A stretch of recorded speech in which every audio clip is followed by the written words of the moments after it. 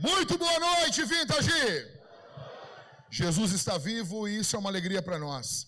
Nós estamos aqui reunidos hoje, me disseram que eu diminui a luz aqui em cima e aumentaram. Se puder diminuir de verdade mesmo, por favor, por gentileza, ok? Então, nós estamos em uma série de sermões no livro de Tiago. Quero que você abra a sua Bíblia, enquanto os irmãos vão me dando um pouquinho mais de retorno aí. Abra a sua Bíblia, abra o seu coração, preste atenção no que vai ser falado aqui. Pegue uma Bíblia, carregue a Bíblia, ame a Bíblia, leia a Bíblia, medite na Bíblia, ok? Cante a Bíblia, se envolva em coisas que falam da Bíblia, que ensinam a Bíblia. Esse é o nosso alvo. Nós somos uma igreja bíblica. Amém, meus irmãos? Amém, meus irmãos? Meu nome é Jackson, sou um dos pastores aqui dessa igreja e é uma alegria muito grande nós estarmos podendo meditar na palavra de Deus. Então você vai abrir em Tiago capítulo 1, do verso 9 ao verso 18, é onde nós vamos meditar nessa noite. Deus tem coisas grandiosas para você, Deus tem coisas maravilhosas para você, Deus tem coisas poderosas para você. Deixa eu dizer uma coisa para você, presta bem atenção aqui no que eu vou dizer. Demônios serão expulsos aqui essa noite. Demônios serão expulsos, verdades serão reveladas. Muitas pessoas que chegaram aqui, você que está aqui, pessoas que estão ouvindo esse sermão pela internet, pessoas que estão ouvindo isso numa gravação, você caía várias vezes em tentação. Preste atenção, você caía em tentação, você era levado pelas águas da tentação. Hoje Deus vai revelar o seu coração para você, e muitos pecados que você caía, você nunca mais vai cair. Você nunca mais vai cair. Algumas pessoas sairão daqui poderosas no Espírito e irão triunfar contra pecados que escravizaram você por muito tempo. Em nome de Jesus Cristo eu digo isso para você. Tiago capítulo 1, do verso 9 ao verso 18. E eu quero que você entenda, o centro de Tiago é amadurecimento. Tiago está escrevendo, como eu falei para você semana passada, na introdução dessa série de sermões, Tiago está escrevendo essa carta para um grupo de igrejas que estava dispersa, para cristãos que estavam dispersos. Preste atenção aqui e não fique você disperso. Amém, meus irmãos? Então sente-se, preste atenção. Tiago está escrevendo para um grupo de igrejas que eles, infelizmente, um grupo de irmãos, eles eram muito imaturos. Eles não tinham maturidade. E para amadurecer, nós precisamos, em primeiro lugar, vencermos as provações. E foi isso que eu falei para você semana passada. Eu falei como ter sabedoria para enfrentar as provações da vida. Não tem como nós sermos cristãos maduros, termos maturidade. Não há como termos maturidade sem enfrentarmos provações. A vida vai colocar provações diante de nós. Semana passada eu falei para vocês, nos focarmos em primeiro lugar na identidade, na sua identidade em Cristo. Em segundo lugar, nos focarmos na alegria da vida cristã no meio das provações. E em terceiro lugar, na sabedoria. Hoje, Tiago ele segue falando para esses irmãos e ele passa do tema provações para tentações. Então um pouco do que nós vamos tratar ainda falam de provações. As coisas para Tiago e na Bíblia, obviamente, estão interligadas. Tentações e provações não são assuntos extremamente diferentes um do outro, eles estão ligados um ao outro. E para amadurecer, nós precisamos enfrentar provações e tentações. Ninguém se torna maduro sem enfrentar tentações e provações. As provações são externas e muitas vezes elas se transformam ou desaguam em tentações internas. Uma provação externa, uma situação adversa externa a nós, quando não administrada, não vencida, muitas vezes ela vem e se apresenta como uma tentação interna. E esse é o ponto central do que a gente vai meditar e aprender hoje aqui. Em ambos os casos, provações e tentações, nós precisamos de sabedoria para vencer elas. Por que você tem caído em determinados pecados? Por que alguns pecados têm escravizado você? Por que alguns pecados têm puxado você para baixo? Por que essas coisas estão ocorrendo na sua vida? Como que nós vamos então ter sabedoria para enfrentar as tentações da vida? Como? Em primeiro lugar, foque-se na riqueza mais importante, a espiritual. Tiago capítulo 1, do verso 9 ao verso 18. O irmão de condição humilde, glorie-se na sua exaltação. O rico na sua humilhação, porque ele passará como a flor do campo. Porque o sol se levanta com o seu calor ardente, a planta seca, a sua flor cai, e a formosura do seu aspecto desaparece. Assim também o rico murchará em seus caminhos. Escuta aqui. Em nenhum lugar a Bíblia ensina que a riqueza é um mal em si próprio. Em nenhum lugar a Bíblia vai falar contra a riqueza em si. O problema não é o dinheiro, mas o amor ao dinheiro. A questão no que envolve riqueza, na verdade, as questões são três. Primeiro, como que a riqueza é adquirida? 2, como que a riqueza é usada? E 3, qual lugar a riqueza ocupa no nosso coração? Esse é o ponto. Se você quer ser um homem de posses, uma mulher de posses, você tem que se atentar para essas três coisas. Como que você vai adquirir riqueza? Como que você vai usar a riqueza? E que lugar a riqueza vai ocupar no seu coração? Tiago, ele está citando para nós Isaías capítulo 40, do verso 6 ao verso 8. Toda a humanidade é erva, e toda a sua glória é como a flor do campo. A erva seca e as flores caem, soprando nelas o hálito do Senhor. Na verdade, o povo é erva. A erva seca e as flores caem, mas a palavra de Deus permanece para sempre. Ou seja, o alvo, Tiago está aplicando esse texto de Isaías para os ricos. Está aplicando como um pastor. Ele pega o texto bíblico e ele aplica para o seu auditório. Quem está prestando atenção no que ele está falando? O alvo aqui, basicamente, é que nós devemos nos focar em uma riqueza espiritual. Existe uma riqueza espiritual e uma riqueza física. Isaías está mostrando que a palavra vai permanecer. Essa riqueza espiritual vai perpassar eras, vai passar gerações. Mas nós estamos muito focados no que vamos ter hoje. Nós estamos muito focados. E veja, estar focado em conseguir coisas é bom, mas quando isso consome a sua vida, define a sua existência, define a sua essência, nós temos um grande problema. Diante de uma tentação, o nosso foco precisa ser espiritual, na palavra, nas coisas espirituais. Tirar os olhos das coisas físicas, temporais, onde a tentação ocorre. Por que que quando várias vezes eu falo com os caras e eles estão debaixo de uma tentação, eles estão debaixo de uma situação complicada, por que que eu falo para eles se levantar fisicamente da onde eles estão e se mover de lugar, caminhar, fazer uma caminhada de oração, ouvir um sermão, fazer alguma coisa, sair do lugar? Porque eu tiro os olhos dele do local onde ele está. Eu tiro os olhos da onde ele está olhando. Eu preciso tirar esse cara do lugar onde ele está. E fazendo isso,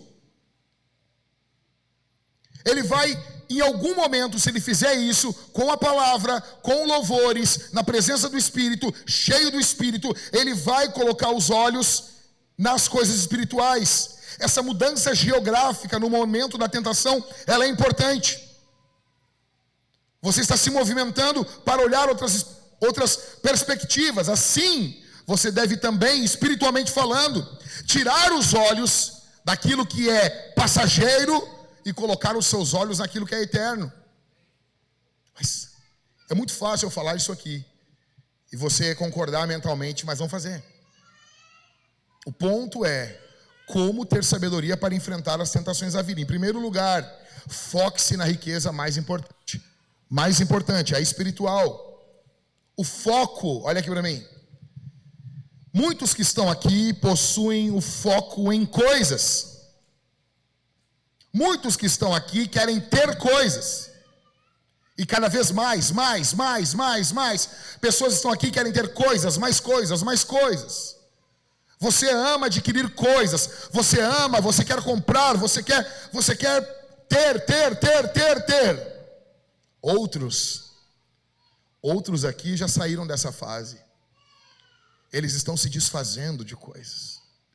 Então eles fazem um brechó, eles doam coisas, são pessoas generosas, mas são pessoas que também estão focadas em coisas. Pessoas que estão focadas em adquirir e pessoas que estão focadas em se desfazer. Ambas estão focadas em coisas. Porque no final do dia, você pode achar que tem coisas, mas se você não vigiar, e muitas vezes nós não vigiamos, as coisas nos têm. As coisas acabam nos tendo. Por exemplo, você compra um carro, vamos lá. Quem aqui gosta de carro antigo? Levanta a mão. Carro antigo não é carro velho, tá? É diferente. Ok? Ok? Vamos combinar isso? Uma Elba velha, Qual era o carro que deu o problema lá do Collor? Foi uma Elba, não? Foi uma Elba, né? Uma Elba, imagina que o cara perdeu. Imagina, irmão Gilberto, o cara sofreu impeachment por causa de uma Elba. Que loucura. Um Fiat Premium. Não, eu estou falando assim, um carro antigo. Um Maverick, um Opala, ou um Impala. Um carro antigo. Quem gosta desse tipo de carro? Levanta a mão aqui. Você tem bom gosto. Então assim, eu fico pensando, eu queria ter um carro desses. Eu queria ter um Opala 4 portas, anos 70, anos 60, 6 cilindros, com todo respeito a quem acha que tem Opala 4 cilindros, mas 6 cilindros, como todo Opala deveria ser. Só que quando você compra um carro desse, esse carro ele tem um pouco de você. Porque ele vai demandar seu esforço, ele vai demandar sua dedicação, ele vai exigir de você. Ele vai ser que nem aquelas esposas bem exigentes, sabe? Não, as nossas não são assim, né? Aqui na Vintage as mulheres não são assim. Mas esse carro ele vai ser muito exigente. E você acha que você tem esse carro, mas esse carro em alguma medida tem você também. Quanto mais coisas você tem, mais coisas possuem você. Ter coisas é legal, é bom. Se desprender de coisas, então, cara, isso é lindo demais. Uma pessoa desprendida, ele doa tudo, é tudo bom, é bonito. Só que ainda assim o foco são nas coisas. Você, escute isso aqui, você sabia que muitos ricos, eles fazem obras sociais, afim, eles estão sofrendo de ansiedade, e alguns terapeutas indicam para eles fazer obras sociais. E nessa ideia de fazer obras sociais, eles vão se livrando das suas ansiedades, porque eles estavam focados em ter, e agora eles estão focados em se desfazer, mas ainda assim o foco está errado. É por isso que isso não resolve, em última instância, o problema do coração do homem. Tiago, ele está nos mostrando aqui, escute, olha para mim aqui, gente. Ou você sai com seu filho, ou você presta atenção com seu filho fazendo barulho. Para nós não tem problema. Seu filho pode fazer barulho, desde que você preste atenção. Fica olhando para mim aqui. Verso 11. Porque o sol se levanta com o seu calor ardente, a planta seca, a sua flor cai, a formosura do seu aspecto desaparece, assim também o rico murchará em seus caminhos. Tiago está comparando o rico a uma flor, a uma erva. E Tiago está falando sobre o que agora? Sobre o sol. Vocês estão acompanhando comigo aí, irmãos? Estamos juntos, senão eu posso sair e voltar e começar de zero de novo. Fica comigo.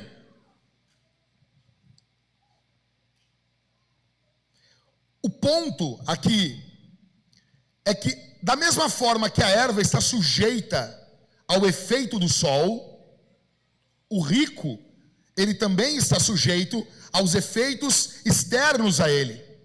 A erva não é o sol. A planta, a flor, não é o sol. Mas aquilo que ocorre no sol influencia a planta. Da mesma forma, fatores externos atacam e prejudicam a vida do rico. Aí agora eu pergunto, quantos são ricos aqui? Levanta a mão. Não tem nenhum rico aqui. Deixa eu dizer uma coisa para vocês, meus irmãos. Quantos tem carro aqui? Levanta a mão, levanta a mão. Quantos aqui acendem a luz num botão? Tem gente que não acende no botão. Ok. É com a Alexia, pastor. Quantos aqui, meus irmãos, tomam banho quente? Meus irmãos, se nós voltarmos 150 anos no tempo, não tem nenhum magnata bilionário no mundo que teve mais conforto do que você. Quem aqui tem acesso? Por exemplo, nós estamos aqui sentados com ar-condicionado. Meus irmãos, grandes imperadores não tiveram isso. Tinham mal e mal 2 pessoas para abanar eles. Quem viu aqui o vento levou? Aqui é old school. Quem viu o vento levou? Vocês se lembram que tem uns escravos abanando ali, as madames ali depois do almoço? Nós temos hoje. Nós temos tudo. E nós queremos admitir que somos ricos. A riqueza é uma questão de perspectiva. Você pode achar que não é rico. Você pode pensar que não é rico, mas, sendo bem sincero, olhando o mundo, olhando a grande parte da humanidade, a maioria aqui são pessoas ricas. Mas é por uma questão de perspectiva. Você olha para o seu vizinho. Você não olha para o outro lado do mundo, para o Haiti, para a África, enfim. Então, Tiago está nos mostrando que confiar nas riquezas e se focar nas riquezas é tolice. O rico, ele é preso a fatores externos que ele não tem controle.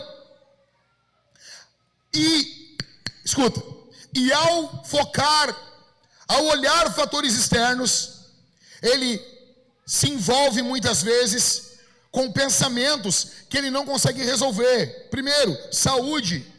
Segundo, segurança. Terceiro, política, questões políticas. Quarto, relacionamentos. Ou seja, são esses quatro assuntos que influenciam a vida das pessoas. E as pessoas que têm um certo controle, pessoas ricas, elas querem ter cada vez mais controle. E para ter controle, você precisa de uma coisa chamada informação. Só que nós vivemos na era da informação. Então você consome informação, toda hora informação. E você acorda de manhã e você é bombardeado por informações. Você abre o celular, são informações, são vídeos, são pessoas dizendo um monte de coisa, falando, e você vai baseando a sua vida conforme você vai ouvindo. Você tem aqueles padrões centrais de informações, os jornalistas, e você tem agora os caras que odeiam os jornalistas. Você tem agora pessoas que são os jornalistas mais lado B, e você vai baseando suas informações em cima disso. E no meio de tantas informações, você tem ainda informações erradas, fake news, mentira. Informações mentirosas, uso de clickbait na thumb do YouTube, para que você clique, para que você veja, para que você fique ansioso. Você tem agora informações sendo faladas 24 horas por dia. Aí o seu corpo começa a passar por problemas. Você tem nervosismo, inquietude, cansaço, falta de concentração. Você se irrita, passa a ter dores musculares, dificuldade para dormir, não consegue ler um livro, não consegue fazer nada com sua esposa, com seus filhos. Aí você está com a falta de dopamina, e agora você quer dopamina rápida. O que você faz? Você está atrás de conforto, prazer, alívio, distração. Então você se entope de comida, drogas, álcool, sexo, compras online, videogame. E você agora, com essa provação externa, você está tendo agora uma tentação interna. Tiago está nos mostrando que a provação interna desencadeia em tentação interna. Nós precisamos nos focar no que é espiritual. Você está ansioso. Muitos dos que estão aqui estão ansiosos com o dia de amanhã, porque você está consumindo muita porcaria. Você está aberto a muita coisa e você não consegue desligar. A sua mente não acalma. Você não consegue se acalmar. Você está focado como esses ricos aqui, focado naquilo que se vê. O seu foco, se olhar o seu dia, você fala mais disso, você pensa mais nisso, você fala mais disso do que das coisas da palavra de Deus. A sua vida vira, gira e se envolve sobre isso. Ah, entendi, pastor. Então precisamos de coisas espirituais. Segura. Porque temos que falar que tipo de coisas espirituais estamos falando. Há um tempo atrás, a Hillary Clinton. É Hillary Clinton? É Hillary, né? Não, eu estou confundindo Clinton, não. Qual era o nome daquela... Não. Cavala não.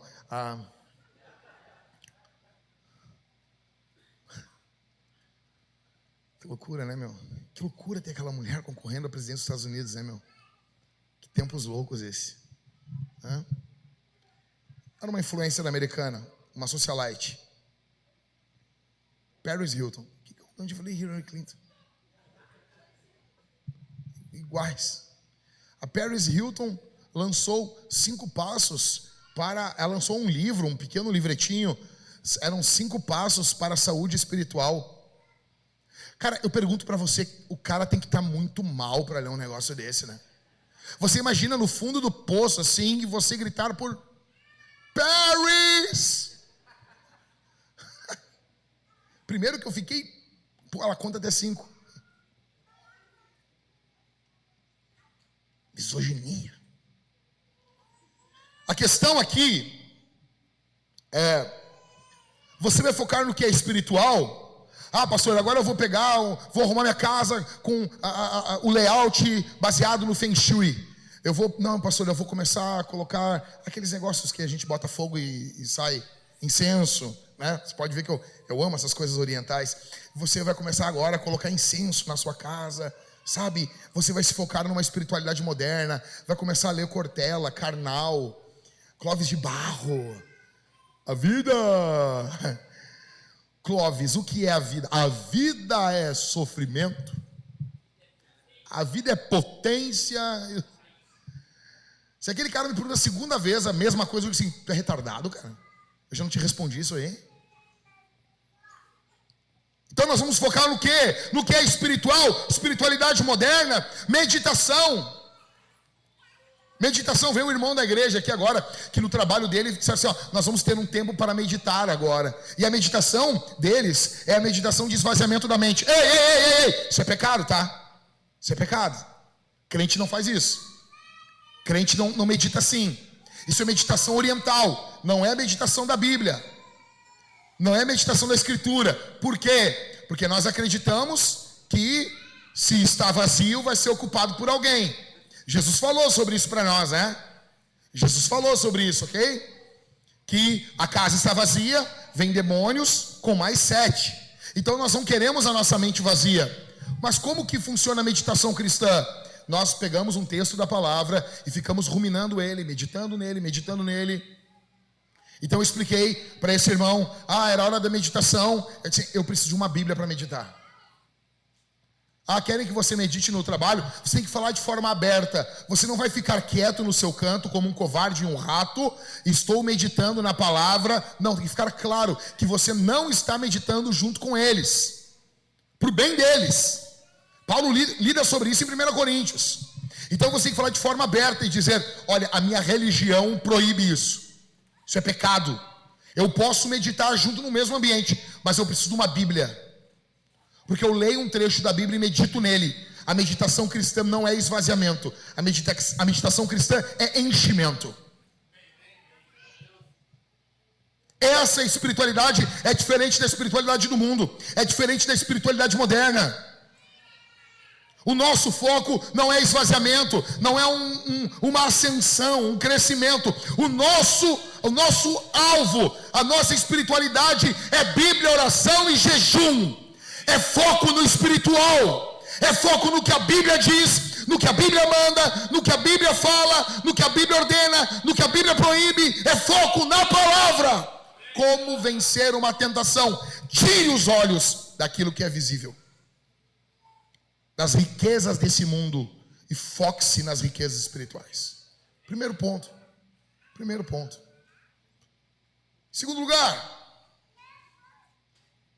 como ter sabedoria para enfrentar as tentações da vida? Proteja a consciência mais valiosa. Qual consciência? Me ajuda aí, meu santo. Qual a consciência? Vamos lá. Agora vai ficar filé. 1, 2, 3. A do julgamento de Deus. Isso aqui é poderosíssimo. Vamos lá, vamos para a Bíblia. Fala, Tiagão. Bem-aventurado é aquele que suporta com perseverança a aprovação, porque depois de ter sido aprovado, receberá a coroa da vida, a qual o Senhor prometeu aos que o amam. Ninguém, ao ser tentado, diga: sou tentado por Deus, porque Deus não pode ser tentado pelo mal e Ele mesmo não tenta ninguém. Ao contrário, cada um é tentado pela sua própria cobiça, quando esta o atrai e seduz. Então a cobiça, depois de haver concebido, dá luz ao pecado, e o pecado, uma vez consumado, gera a morte. Tem um pregador, filho de Satanás, o nome dele é Caio Fábio, ele é um filho do diabo, está arrumando o inferno de patinete, e ele tem uma frase que ele diz o seguinte: o inferno não me diz nada. Isso é de uma soberba espiritual, de um orgulho pujante. O inferno não diz nada para ele. O inferno não diz nada para muita gente, mas para pessoas pobres e simples como você e eu, o inferno nos dá calafrio. Nós não temos uma espiritualidade tão alta como desses pregadores modernos, que dizem que o inferno não. Veja bem, o inferno não diz nada para um filho de Deus. Ainda se não tivesse inferno, eu faria as coisas do mesmo jeito, porque eu nasci de novo. Isso é mentira. O julgamento de Deus, ele é repetido na palavra de Deus por amor aos seus filhos. Você vive diferente. Você vive diferente. Escuta o que eu vou dizer aqui. Você vive diferente sabendo que tem um inferno. Para com esse papinho. Para com esse papinho. Você vai viver, você vai ser um marido diferente. Não estou dizendo que você só não vai trair a sua esposa por causa do inferno, mas em algum momento da sua vida você deixou de fazer bobagem, não em todos os momentos, mas em algum momento você não fez bobagem porque tem o inferno. Em algum momento. As ameaças de Jesus, se você leva a Bíblia a sério, as ameaças de Jesus pegaram você. Em algum momento. Não, ele não faz ameaça. O quê? É o quê? Lá vai ter choro e ranger de dentes. É o quê? O que é isso? Em algum momento essas advertências, elas pararam e pausaram você. Foram um freio para você. Diante da tentação, você tem que proteger a sua consciência e lembrar do julgamento de Deus. Nós transformamos provações externas em tentações internas diversas vezes. Veja, olha comigo aqui, o processo do pecado em 4 estágios que Tiago vai nos mostrar. Em primeiro lugar, verso 14, cobiça. Ao contrário, cada um é tentado pela sua própria cobiça, seus desejos. Ter desejos é algo bom ou não? Sim ou não? Sim ou não? Sim, desejo é algo bom. Ter desejo em si não é. Tem uns maridos aí que não tem desejo para as mulheres. Isso é um problema. Isso é um problema. Deixa eu dizer uma coisa para vocês aqui. Quantos aqui acreditam naquela, entre aspas, quem está só ouvindo, eu estou fazendo aspas, tá? Em espanhol, comídias. Quem aqui acredita naquela bobagemzinha que o corpo da mulher não é dela, é do marido? Levanta a mão aqui, querido. Vocês sabem uma coisa. Quantos aqui acreditam? Eu acredito, não, tá louco? Óbvio. Quantos aqui não acreditam? É o Paulo falou, né? 1 Timóteo, 1 Coríntios. Quantos aqui acreditam que o corpo do homem não é do homem, é da mulher? Amém? Amém. Amém. Então, ter desejo não é ruim. Você tem que ter desejo. Você tem que ter desejo pela sua mulher. Você tem que ter desejo. Você tem que desejar a tua esposa. Você tem que desejar... Sabe, que nem cantando aquela música do... É o Djavan? É o Djavan, né? Não te faz, Éder. Tu sabe, Éder. Eu levo a sério, mas você... Como é? Insiste dizendo... Isso aí, né? O cara fala que devora. Como é que é? Por fora eu... Hã? Como é que é? Peraí. Mas ele fala antes. O que ele fala antes mesmo? O Dario não está aqui. O Dario está aí. Teus sinais me confundem da cabeça aos pés, mas por dentro te devoro. Que isso? O cara é um leão.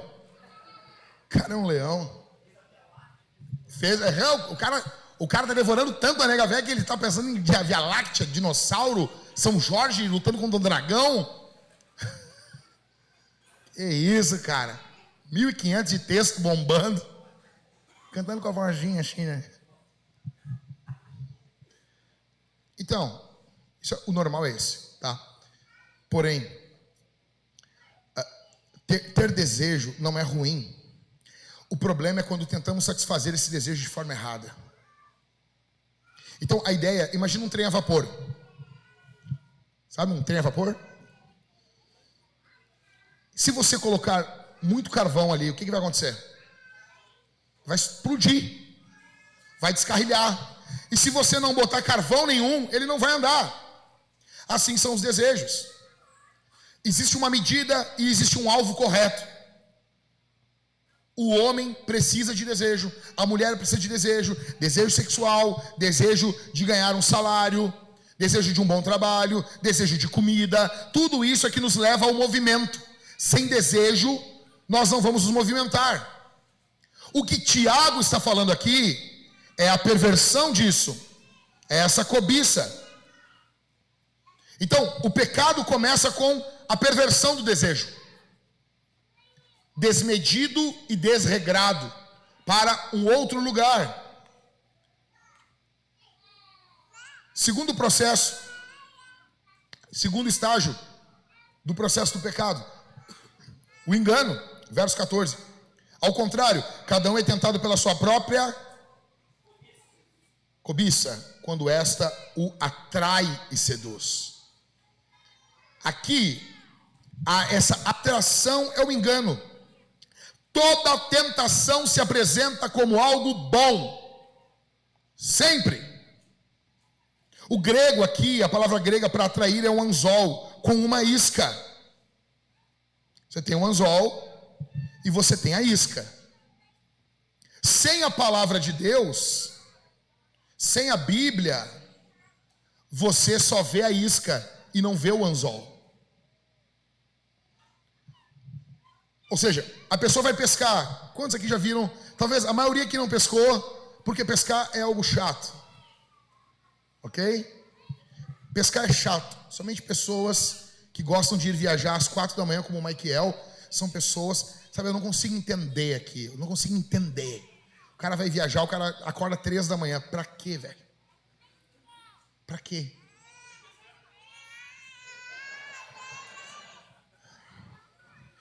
Eu falo pro Michael assim: Michael, tu vai acordar às 4 da manhã, por que já não sai às 11 da noite, então? Não, daí é tarde. Pô! Não, mas tá saindo antes. Não. Daí se eu vou sair às 11 da noite, eu tenho que sair às 4 da manhã no outro dia. Mas daí então sai às 11. Você pega ali um anzol. Quem aqui cresceu vendo os filmes da Disney, os desenhos, e você bota o quê? Uma minhoca ali, né? Ok? Você está vendo aqui o Pluto, o Pateta e o Mickey fazendo isso, você já viu isso. E eles colocam a minhoca e eles vão lançar. O peixe, ele vê a minhoca. O peixe não vê o anzol. A ideia da tentação é exatamente essa.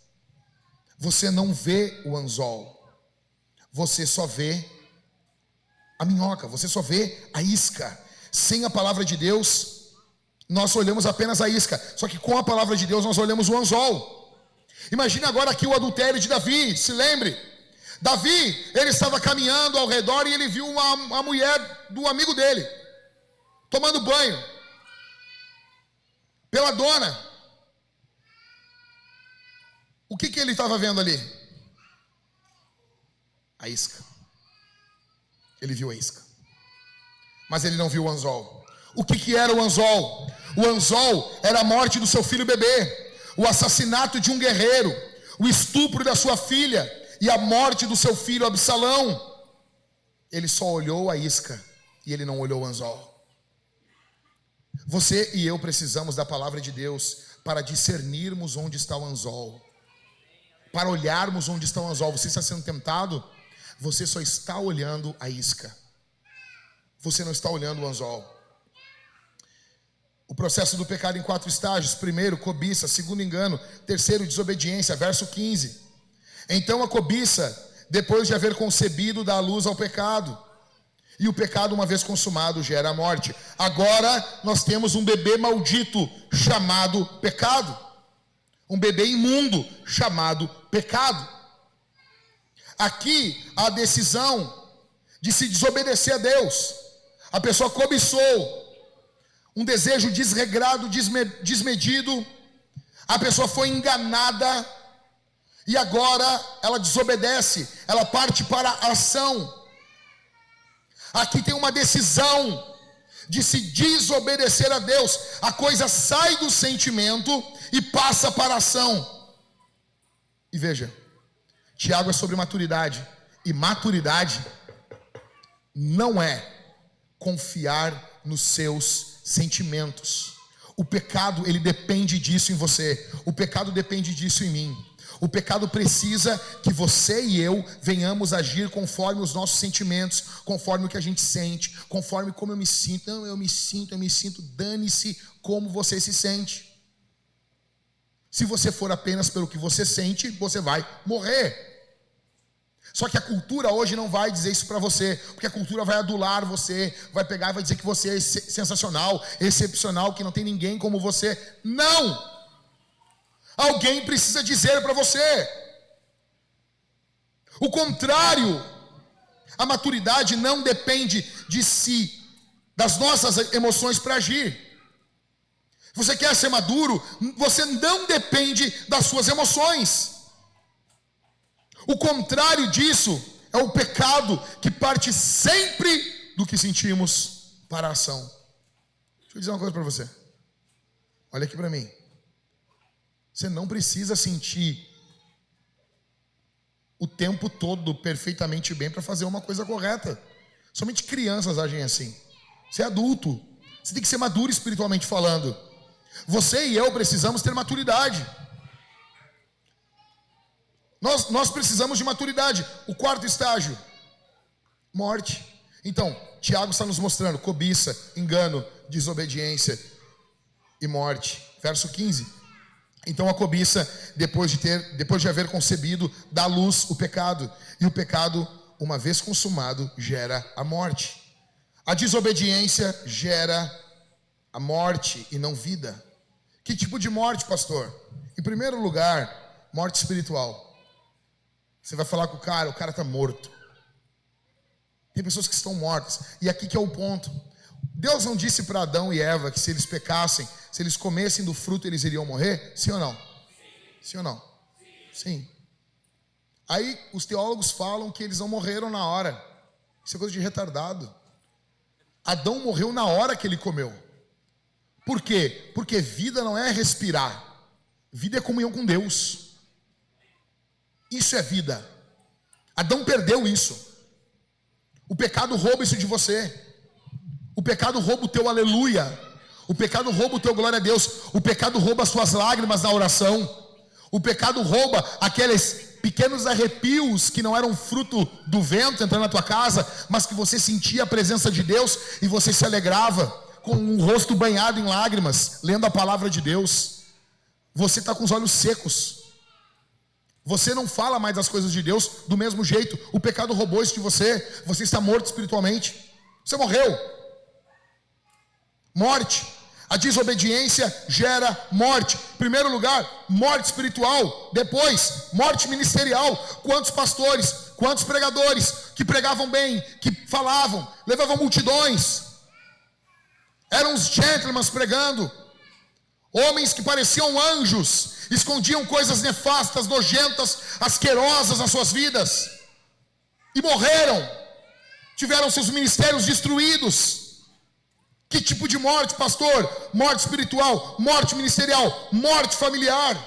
Quantas famílias foram destruídas porque o papai tinha um segredinho sujo, porque a mamãe tinha um segredinho sujo e não compartilhava, viviam uma vida dupla, se esgueirando dos seus filhos. Isso vai levar tua família à morte.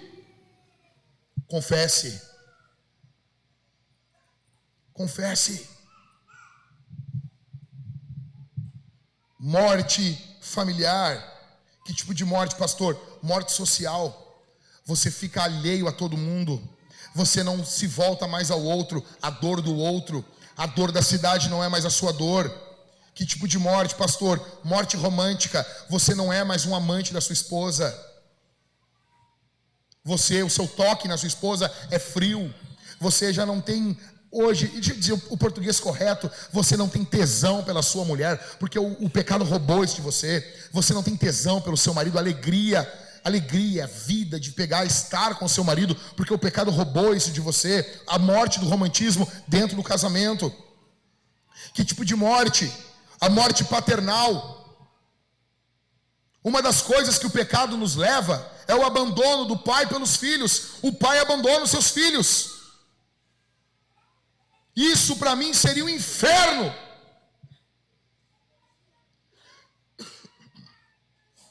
Que tipo de morte? A morte da alegria, a morte da vida, a morte do regozijo, a morte da vida cristã. Depois, a morte física. Mas pastor, todos morrem, mas para o cristão a morte não é mais um juízo. A morte é o último grau da santificação, na hora do salute, na ordem da salvação. A morte vem a glorificação. Agora para o ímpio, a morte é um juízo. E depois vem disso o quê? Que tipo de morte? A morte eterna, que é o inferno.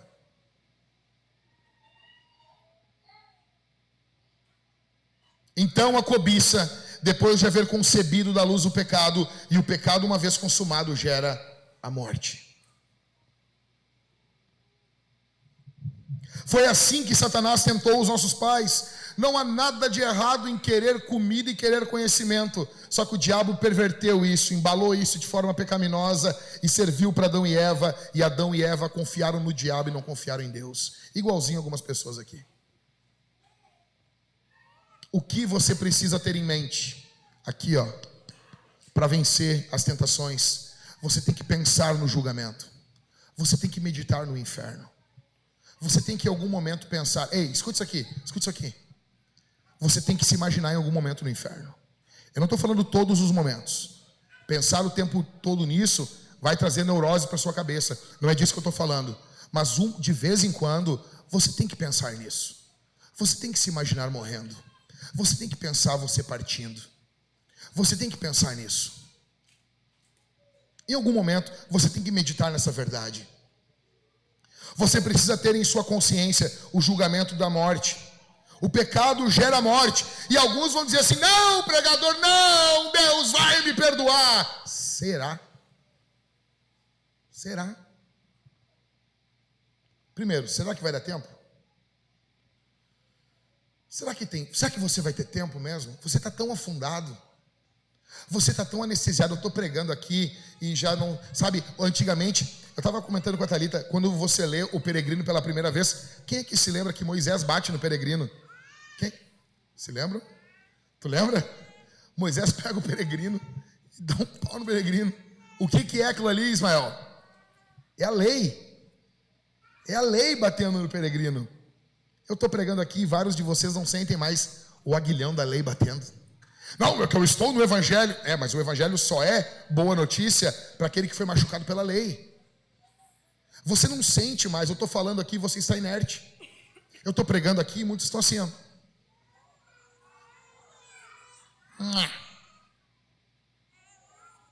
Você entende? Será que santos pensam assim? Vai dar tempo? Não, vai dar tempo. Algumas pessoas acreditam que podem se arrepender no último momento de suas vidas. Mas a questão é, qual vai ser o último momento de suas vidas? Tu está caminhando no calçadão de Ipanema e toma um tiro na cabeça. Teve tempo no último momento da tua vida para se arrepender? Teve tempo? Sim ou não? Você está dormindo e pum, morreu. No último tempo, teve como se arrepender? Sim ou não? Você não tem domínio sobre o último momento da sua vida. Você pensa demais de você. Você acha que você vai morrer ali, que nem a Rose do Titanic, deitado numa cama. Aquela velha desgraçada jogou ainda o coração do oceano de novo ali, fez todo mundo de bobo. Aquela mulher é uma sem vergonha, cara. Ai, que filme romântico, para. Casou, teve filho, no último momento da vida, pensou no cara que pegou e passou a noite furanfando com ele. Não pensou nos filhos, não pensou no marido, não pensou em ninguém. Que desgraça, cara. E você acha que você vai morrer numa cama assim, bonitinho, e bababá. Não, cara. Você pode estar aqui, morreu.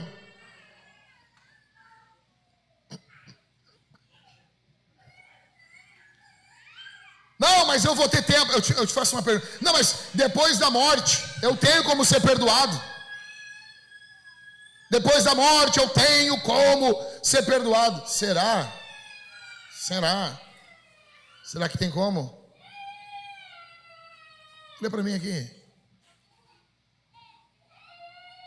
Será que você vai conseguir? Engraçado. Deus não poupou os anjos que pecaram. Deus não pecou os ímpios que viviam uma vida podre e imunda lá em Sodoma e Gomorra. Deus não poupou os homens da época de Noé. Por que Deus vai poupar você e eu no último dia e vai dar um beijinho na nossa cara e dizer: entra no gozo do teu Senhor? Por que Ele vai fazer isso? Você quer vencer uma tentação? Medita no julgamento de Deus. Medita. Medita. Deixa isso aqui pesar. Deixa isso aqui dar uma pancada, bater forte. Não, porque eu vou ter chance. Não, pensa de vez em quando assim, ó. De vez em quando, eu não vou ter chance. O que eu vou fazer agora? O que eu vou fazer? Em primeiro lugar, para vencer uma tentação, para ter sabedoria para enfrentar a tentação, tire o seu foco das riquezas terrenas. Foco nas riquezas espirituais. Em segundo lugar, proteja a consciência mais valiosa, a do julgamento de Deus. Se foca no julgamento de Deus. Em terceiro e último, medite na verdade mais gloriosa do universo, a bondade de Deus Pai. Para vencer uma tentação, você não vai meditar só na pancada. Você precisa meditar na severidade, mas meditar na bondade de Deus também. Lê comigo aí, para nós terminarmos. Tiago, capítulo 1, do verso 16 ao 18. Então, hoje as crianças estão bem, estão loucas, cara. Deram o Red Bull na entrada ali para as crianças. Que loucura! Que loucura! Semana que vem nós vamos ter o pessoal do jiu-jitsu aqui, vai ser legal. Verso 16, não se enganem, meus amados irmãos. Não se enganem. Não se enganem.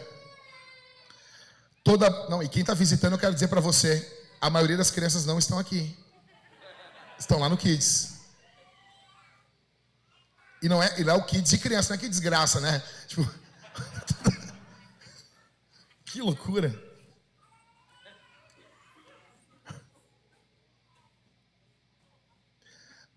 Não dê Dramin para os filhos antes de vir para o culto. Não faça isso. Tá bom? Verso 16. Não se enganem, meus amados irmãos. Toda boa dádiva e todo bom e dom perfeito. Eu li errado, todo louco aqui. Verso 17. Toda boa dádiva e todo dom perfeito vem lá do alto, descendo do Pai das luzes, em quem não pode existir variação ou sombra de mudança. Pois segundo o seu querer, Ele nos gerou pela palavra da verdade, para que fôssemos como primícias de suas criaturas. Escuta aqui. Na luta contra as tentações, escuta. Nós não podemos apenas pensar no julgamento de Deus. Sabia disso? Você já sabia disso? Que você não vence uma tentação só pensando no inferno? Que você não vence uma tentação só pensando na pancada de Deus sobre você? Você tem que pensar na bondade de Deus. Nós precisamos meditar na bondade de Deus Pai. Primeiro, olha aqui para mim. Ele é Pai. Ele é Pai. Ele é Pai. Ele é Pai. Ele é Pai. Ok? Satanás insinuava para Adão e Eva o quê? Que Deus não estava sendo bondoso, que Deus estava escondendo algo deles. Que Deus está, olha para mim aqui, crente.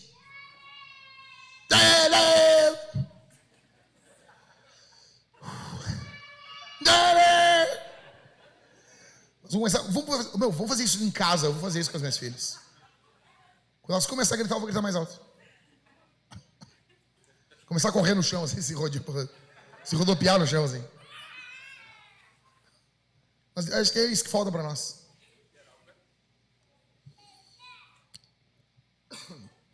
Satanás insinuava que Deus estava escondendo algo de Adão e Eva. A tentação, ela se baseia na ideia de que Deus está escondendo algo de nós. Deus não está sendo tão bondoso conosco. A tentação se baseia na ideia que Deus quer nos privar daquilo que seria bom para nós. Você e eu olhamos para algo que é tentador e você quer provar isso, você quer viver isso. Aí Deus diz não. Você acaba achando que Deus está sendo mal com você. Em algum momento. Nossos filhos não são assim? Ou é só lá em casa que às vezes eu digo não e é uma choradeira? Já aconteceu isso com você? Você fala não pro seu filho? Você fala não. Seu filho está com os 2 dedos para meter a mão, o dedo na tomada. Você diz não. Dá vontade de dizer, bota o dedo ali então, infeliz.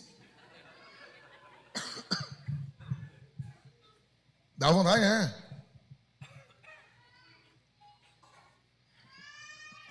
Uma amiga minha, esposa de um pastor. Os filhos já estão grandes, já estão criados. A guria dela era pequena e ela queria botar a mão sempre no fogão. Teve um dia que ela notou a guria indo e mal ficava de pé para botar a mão no fogão. Ela dizia, não bota a mão aí, não bota a mão aí. Deu uns tapinhos uma vez, 2 não adiantou. Na terceira ligou o fogão, bota o dedo ali. Modo índio de criar, sabe? Dói, né? A guria cresceu sem queimadura nenhuma. Só a mal tocou ali a mão. Não caiu panela de pressão em cima dela, não caiu nada, nunca se queimou, porque diz que começou a cozinhar agora depois que casou. Você quer proteger os seus filhos. Você quer proteger eles. Quando nós meditamos a bondade de Deus, o argumento de Satanás, do pecado, perde a força. A meditação na bondade de Deus, ela é um escudo contra as tentações. Moisés disse exatamente isso para o povo de Israel. Escuta, Deuteronômio 6, do 10 ao 12. Quando, pois, o Senhor seu Deus tiver levado vocês para a terra que, sob juramento, prometeu aos seus pais, Abraão, Isaque e Jacó, que daria a vocês, uma terra com grandes e boas cidades que vocês não construíram, com casas cheias de tudo que é bom, que vocês não encheram, com poços abertos que vocês não cavaram, com vinhas e olivais que vocês não plantaram. E quando vocês comerem e se fartarem, verso 12, tenham cuidado de não esquecer o Senhor, que os tirou da terra do Egito, da casa da servidão. Você tem que meditar mais a bondade de Deus.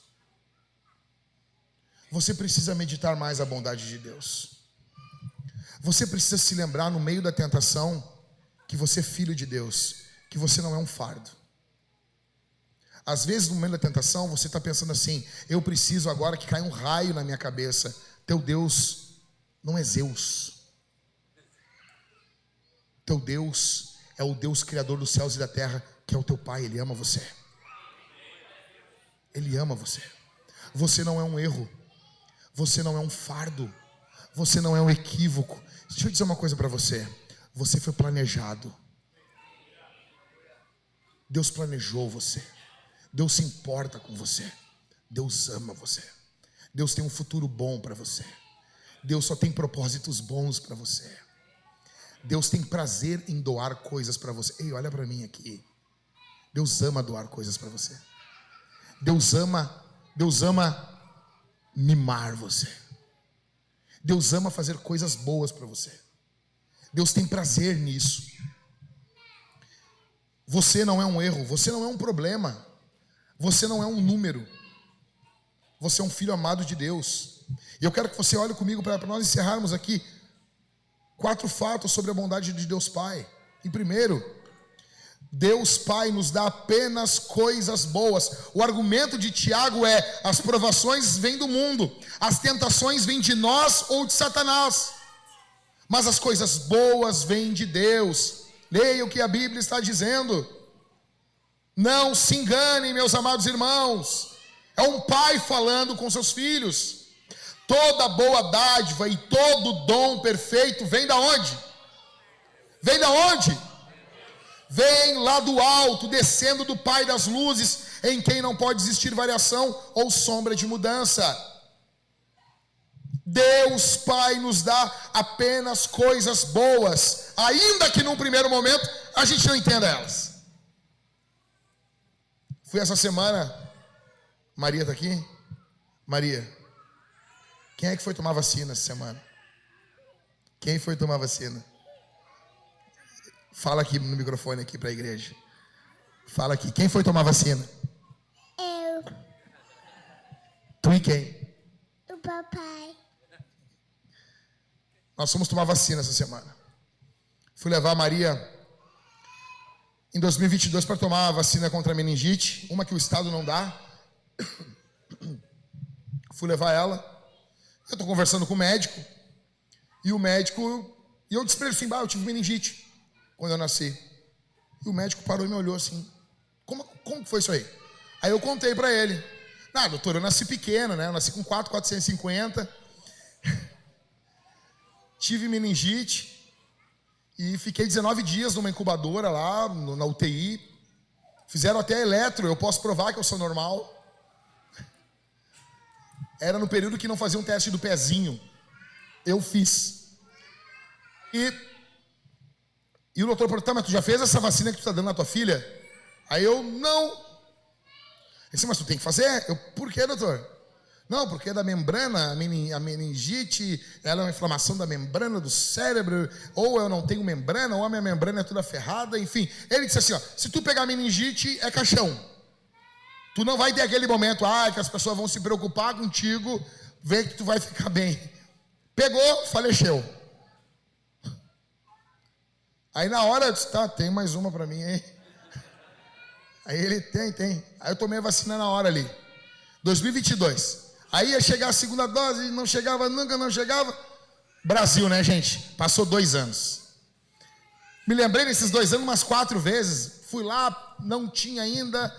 E daí eu disse: falei, antes da Isabela sair de licença, eu disse: Bela, não importa o que eu faça, eu tenho que tomar essa vacina. Falta a Isabel já tomou, eu não tomei, nem a Maria, eu tenho que tomar essa vacina aí. Daí a Isabela marcou lá, eu fui tomar quarta-feira, acho que foi quarta-feira. Fomos lá tomar. Cheguei lá, a mulher já me vendeu mais uma, porque o doutor já tinha me dito: tu tá, depois dos 40 anos, tu tem que tomar pneumo 15. Quando tu começa a tomar vacina por idade, velho, só vai. Então a gurizada nova aqui, poderia tomar pneumo 15. Mas depois dos 40, tem que tomar pneumo 15. Depois de 6 meses, a pneumo 23. Cheguei lá e a mulher: o senhor não quer tomar? Negócio particular, né? O senhor não quer tomar pneumo 15 também? Eu disse: tá bom, dá pra botar no cartão aí? Dá. Bom, vou tomar 2 vacinas. As gurias, eu quero que elas vejam o papai tomando vacina. O papai não tem medo de agulha. Aí elas tiveram que ir no banheiro na hora, as 2. E é um negócio que as 2 vão no banheiro no mesmo momento. Não, tem que ir, sabe? Beleza, tomei as vacinas. A Maria chegou, caminhando assim. E a Isabel: eu não quero ver, mamãe, eu não quero ver. Saiu. Fiquei eu e a Maria ali, a Maria brincando e a mulher arrumando o negócio. E a Maria conversava com a enfermeira. Conversava. Daí a Maria teve uma hora que ela parou, ficou olhando para a enfermeira assim, no meu colo, eu sentadinho. E ela fez força para descer do colo, Catito, e eu segurei ela assim, sabe? Aí ela sentiu a maldade. Já começou a chorar. Não quero, papai, não quero. Aí a porta se fechou, meu velho. Aí foi. Tomou a vacina, né, Maria? Foi valente, né, Maria?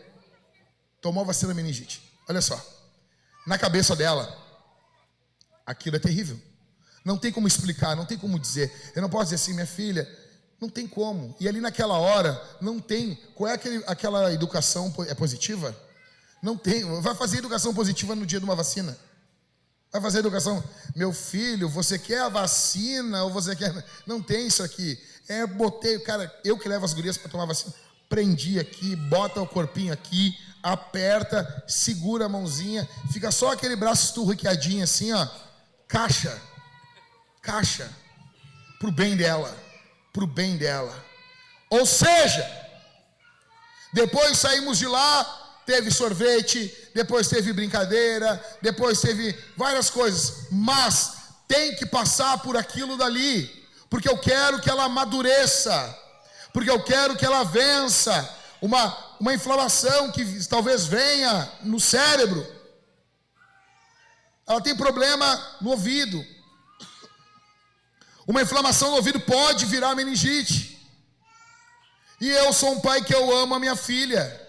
E como eu disse para Isabel quando era menor, quando foi botar o dedo na tomada, quando eu corrigi ela, e ela chorando, eu disse, minha filha, eu estou fazendo isso porque eu te amo, porque eu quero sempre, e quando eu abracei ela, eu senti o cheirinho do cabelo dela, eu disse, porque eu quero sempre sentir o cheiro do teu cabelo, é por isso que eu não vou deixar tu botar o dedo na tomada, é por isso que tu vai tomar uma vacina. Deus Pai só nos dá coisas boas, ainda que nós não entendamos.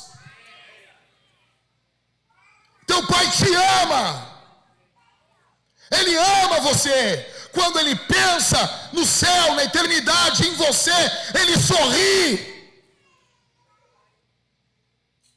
Ele não quer destruir você, Ele não quer acabar com você, Ele quer que você cresça, avance, Ele ama você. Primeiro, Deus Pai nos dá coisas boas, é isso que Tiago está falando. Em segundo, a razão de Deus Pai nos doar coisas boas é o seu amor. Você e eu podemos fazer coisas boas com más intenções, Deus Pai não faz. Sabia disso aí? Tudo que Deus Pai faz de bom para você é com boa motivação por você. Ele não apenas faz o bem, Ele sente o bem por você. Ele ama você. Ele ama você. Em terceiro, Deus Pai nos doa coisas boas constantemente. Olha o que diz o texto da Bíblia. Toda boa dádiva e todo dom perfeito vem lá do alto, descendo. Esse termo no grego aqui dá a ideia de continuidade. Esse gerúndio é contínuo, é o tempo todo. Ontem você recebeu coisas boas de Deus, você nem notou. Deus fez coisas boas para você. Quando você abriu os olhos para acordar, o teu Pai Celestial estava te olhando, e Ele amou você ali, e Ele preparou um dia, ainda que com algumas dificuldades, tinha em todas elas uma pancada enorme do amor de Deus, porque Ele ama você, porque Ele ama você, porque você é amado, você foi projetado. Um dia na eternidade Deus decidiu esticar a mesa, estava o Pai, o Filho e o Espírito, e Deus decidiu aumentar isso. Você é fruto desse amor triuno.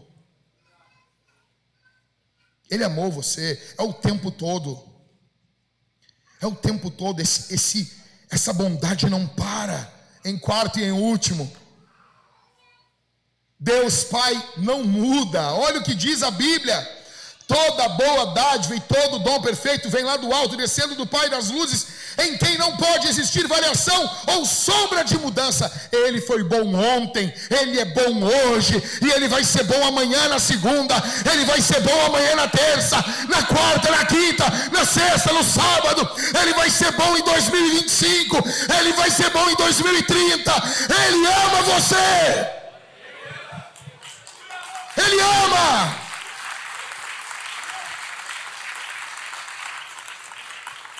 Tudo pode mudar na sua vida, o teu emprego, tua saúde, várias questões, mas uma coisa não muda: o amor de Deus por você. O amor de Deus por você. Isso para mim é a coisa mais poderosa. Porque, veja bem, O Gruden trabalha essa sistemática dele. Olha isso aqui, Gabriel, Isau, escuta isso aqui. Cara, se Deus, Ele é todo poderoso, e de fato é, e Ele é bom, isso aqui não esgota a coisa, porque se Deus é bom e todo poderoso, e se algum dia Ele mudar na eternidade? E se Ele começar a mudar aos poucos, e daqui a 1 bilhão de anos Ele se tornar um Deus mau? O mais glorioso não é só que Ele é bom e poderoso, é que Ele não muda nunca. Passarão eras e eras, passarão bilhões, trilhões, passarão muitos e muitos anos, épocas e eras, e Ele continuará sendo bom, bom, bom, bom. Isso é poderoso demais. Isso é poderoso demais. Velho, deixa eu dizer uma coisa. Eu só tenho pensamento bons para as minhas filhas, cara. Cheguei para Isabel hoje. Isabel estava um pouquinho amoadinha. Eu disse assim: minha filha, tu quer hoje de noite comer uma pizza de calabresa? Ela ama pizza de calabresa. Tu quer comer uma pizza de calabresa? O papai vai comprar uma pizza de calabresa para ti, meu amor. Tu quer uma de calabresa? Aí ela: mas eu quero um pedaço de chocolate também. Meu irmão, é minha filha. É minha filha. Você que é pai, você sabe que eu estou dizendo isso. Você conhece seu filho, cara. Você tem prazer em fazer as coisas para o seu filho. Nós não fazemos porque às vezes os nossos filhos não estão prontos para receber, ou porque nós não temos condições. Deus tem condições de fazer sempre. Deus não faz porque às vezes não é o momento, e porque algo pode estragar você. Mas Deus não tem limitação como o pai terreno que você é e eu sou, nós temos. Deus não tem essa limitação. Deus ama você e isso não muda. Isso não muda. Isso não muda.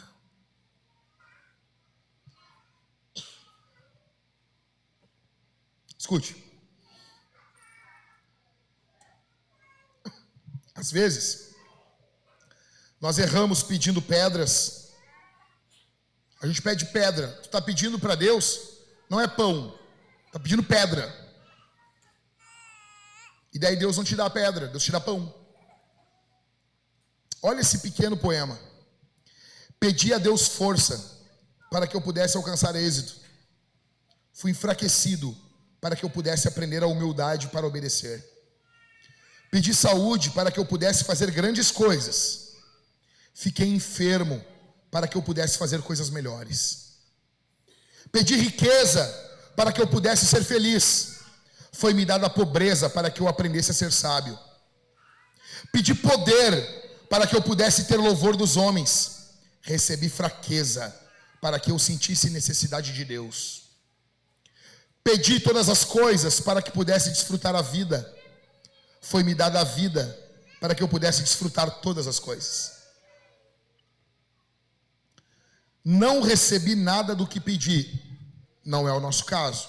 Esse poema fala sobre isso.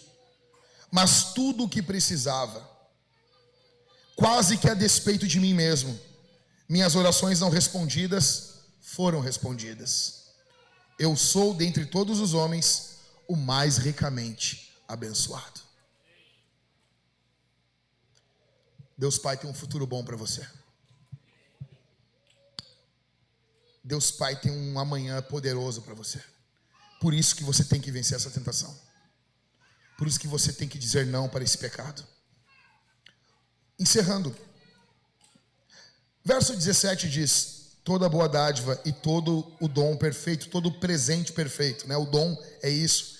Todo presente perfeito vem lá do alto, descendo do Pai das luzes, e quem não pode existir variação ou sombra de mudança. Eu pergunto para você: quem desceu do céu por você? Quem veio lá de cima? Qual é o nome dele? Qual é o nome desse presente? Você pode entender isso?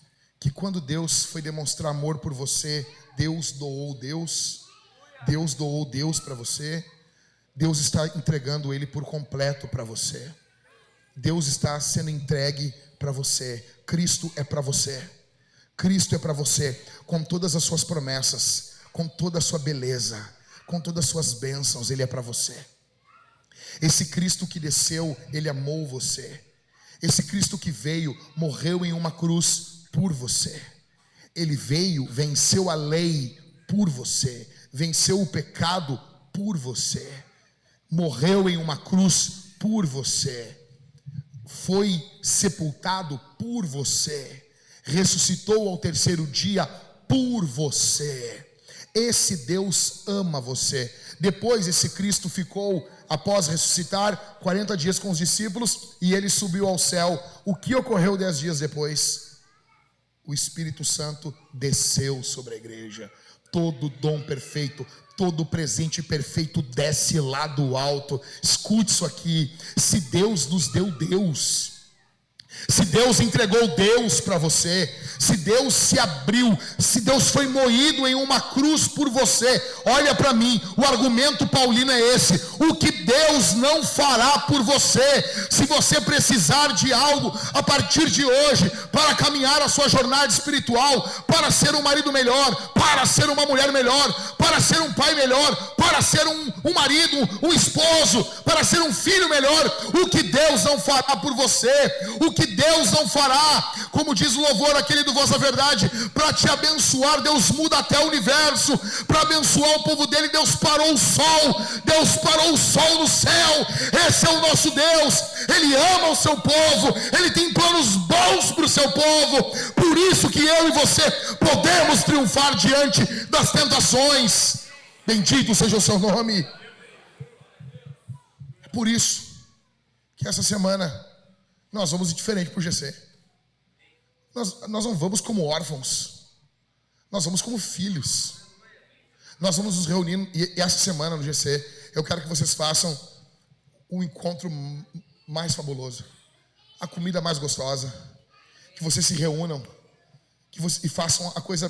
Pastor, mas estamos com pouco dinheiro, é final do mês. Inventem alguma coisa, façam uma festa, meditem na bondade de Deus. Nós somos filhos de Deus. Se somos filhos de Deus, nós fazemos parte de uma família. Nós estamos juntos com os nossos irmãos. É motivo de alegria nos reunirmos. É motivo de alegria comermos juntos. É motivo de alegria repartirmos a vida uns com os outros. É motivo de alegria, não é motivo de tristeza. Isso é motivo de vida.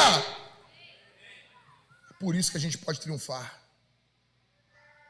É desse jeito que os crentes enfrentam a tentação, com essa noção de que são filhos, com essa noção de que não são um erro.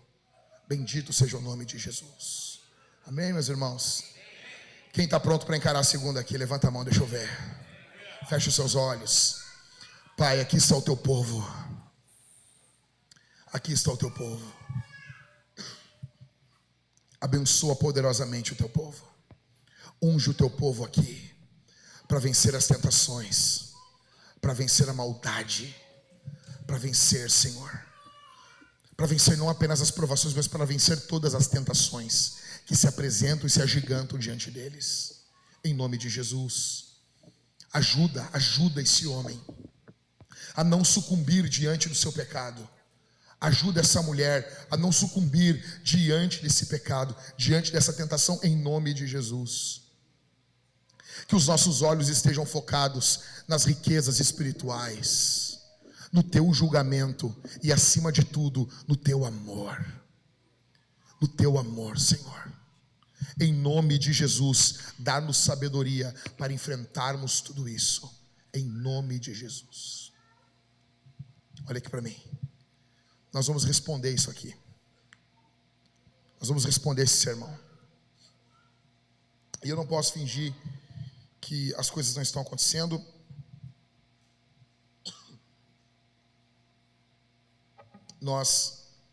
Eu conversei com você semana passada, e acredito que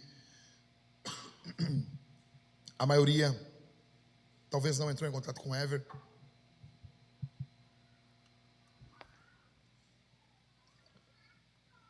E a nossa situação financeira é bem complicada, meus irmãos. Eu quero que você pense nisso conosco.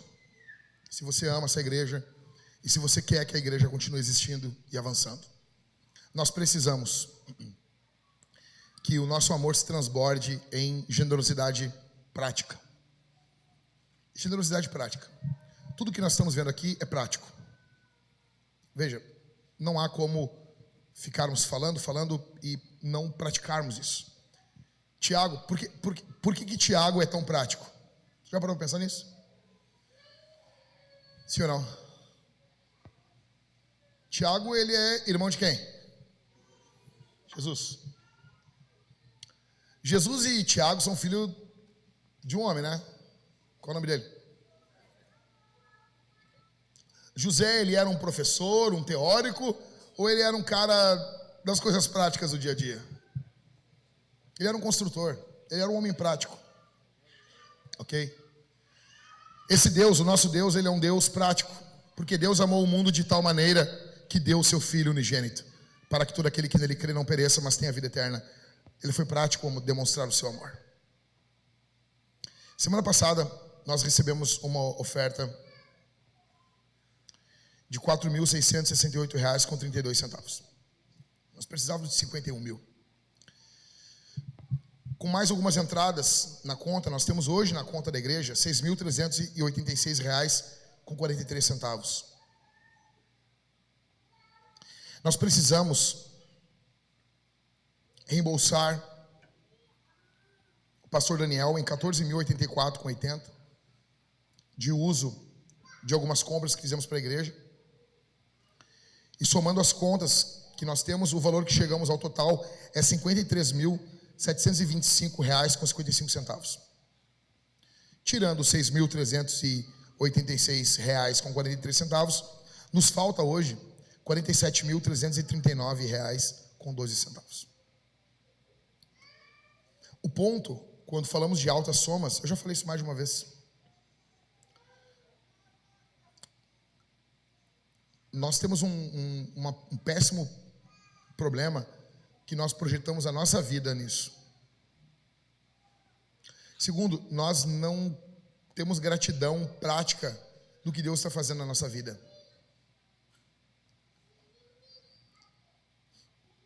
No Brasil, infelizmente, você só encontra grandes somas de oferta em igrejas que trabalham com a culpa, com coerção. Nós, talvez, meus irmãos, nós nunca veremos um avivamento poderoso no Brasil, porque o bolso do brasileiro ele é costurado. E o dinheiro ele é um Deus, muitas vezes. Eu sei de casos de igrejas caça-níquel, que as pessoas lá em anos 90, final dos anos 90, doavam 5, 6, 7 mil reais em campanhas que serviam apenas para enriquecimento ilícito de falsos pastores. Só que nós não temos essa mesma disposição quando encontramos a palavra da verdade e conhecemos o Evangelho. Todos tiram o corpo fora. Todos tiram o corpo fora. Todos pensam, não, eu tenho feito, não é comigo. A começar dos solteiros, os jovens, passando por todos. Eu gostaria muito que você se envolvesse com isso. Eu gostaria muito que você fosse generoso. Estamos num período do mês complicado, mas eu gostaria que você ficasse atento a isso. Nós vamos ter que resolver isso aqui. Quarta-feira, Gisele, quarta-feira, nós temos uma reunião com o pessoal da PUC. Nós vamos ter que definir o que vamos fazer. E eu creio que Deus vai nos dar sabedoria. E nessa sabedoria envolve ação. Envolve comprometimento.